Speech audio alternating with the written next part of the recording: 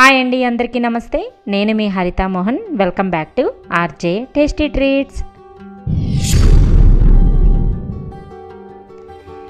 ఈరోజు వీడియోలో మీకు ఉడికించిన పల్లీలతో మసాలాని జస్ట్ 2 మినిట్స్లో ఎలా చేయాలో చెప్తానండి.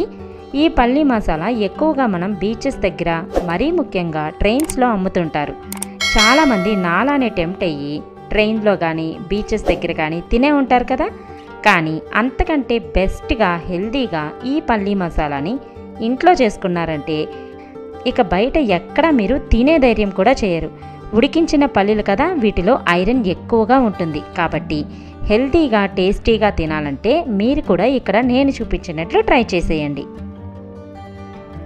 ఈ రెసిపీ కోసం నేను ముందుగానే పచ్చిశనక్కాయల్ని కొంచెం ఉప్పు వేసుకొని మీడియం ఫ్లేమ్లో 4 to 5 విజిల్స్ వచ్చే వరకు ఉడికించుకున్నాను.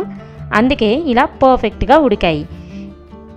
ఇప్పుడు వీటిని నేను 1 కప్పు వరకు తీసుకుంటున్నాను. ఇప్పుడు వీటిని ఒక మిక్సింగ్ బౌల్లోకి తీసుకొని ఇందులో ముందుగా సన్నగా తరిగిన ఒక చిన్న ఉల్లిపాయ ముక్కలు, ఒక చిన్న టొమాటో ముక్కలు, విత్తనాలు లేకుండా తరిగిన కీర దోసకాయ ముక్కలు, కాస్త క్యారెట్ తురుము, 3 పచ్చిమిర్చి ముక్కలు, తరిగిన కొత్తిమీర, తరిగిన పుదీనా వేసుకోవాలి. నేను ముందుగానే సాల్ట్ వేసి ఉడికించుకున్నాను కాబట్టి ఇక్కడ కొంచెం సాల్టే వేస్తున్నాను.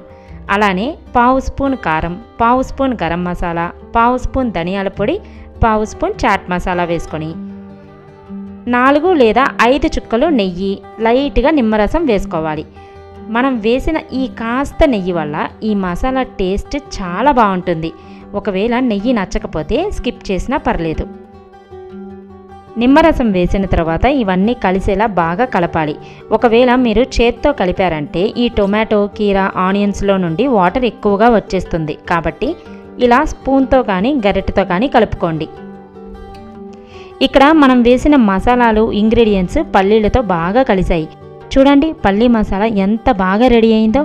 పల్లీలు రెడీగా ఉంటే ఈ మసాలాని కేవలం 2 నిమిషాల్లో చేసేసుకోవచ్చు. ఇంత హెల్తీగా మనకి బయట దొరుకుతుందా చెప్పండి. ఇలా చేసుకుంటే టేస్ట్లో తగ్గకుండా, హెల్త్ డిస్టర్బ్ అవ్వకుండా హ్యాపీగా తినేయచ్చు.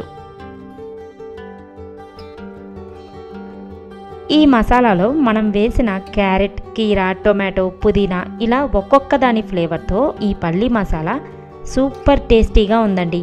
మీరు కూడా ఈ స్టైల్లో ఒకసారి ట్రై చేయండి. 100% మీకు నచ్చుతుంది. మరి ట్రై చేస్తే మీ ఫీడ్బ్యాక్ని వీడియో కింద కమెంట్ చేయడం మాత్రం మర్చిపోకండి. అంతేనండి, ముచ్చటిస్తూ మసాలాని చేసేసుకున్నాము. మరి ఈ సింపుల్ రెసిపీ మీకు నచ్చితే వీడియోని లైక్ చేసి అందరికీ షేర్ చేసేయండి. ఇప్పటికీ సబ్స్క్రైబ్ చేయని వాళ్ళు ఇప్పుడైనా నా ఛానల్ని సబ్స్క్రైబ్ చేసుకొని రాబోయే రెసిపీస్ అన్నిటినీ మీరు కూడా మిస్ అవ్వకుండా చూసేయండి. మరో ఇంట్రెస్టింగ్ రెసిపీతో మళ్ళీ కలుద్దాం. Thanks for watching.